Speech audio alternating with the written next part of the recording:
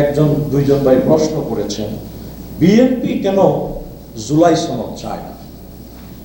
BNP July সনদ চায় না, তারা রাষ্ট্র সংস্কারের ৩৫ না ৩৬ দফা দিয়েছে এবং এই দফাগুলো তাদের দল এবং নিজেদের স্বার্থ এখানে অনেক বেশি আছে রাষ্ট্রীয় স্বার্থের চেয়ে।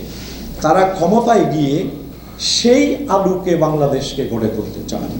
এই কারণে তারা এই জুলাই সনদকে ইগনোর করে যাচ্ছে। এটা শেষ পর্যন্ত ইনশাল্লাহ পারবে না।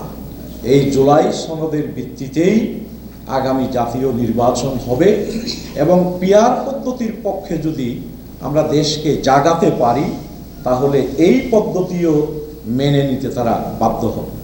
চট্টগ্রাম মহানগরী দেশের একটি গুরুত্বপূর্ণ শাখা।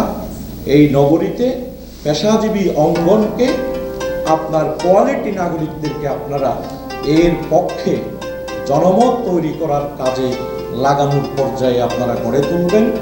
এই ভূমিকা পালনের উদাত্ত আহ্বান জানিয়ে চট্টগ্রাম মহানগরীর এই গুরুত্বপূর্ণ আয়োজন আল্লাহ তাআলা সফল করুন এবং সেই সাথে মোবারকবাদ জানিয়ে আমি কথা শেষ করছি। আজান হয়ে গেছে।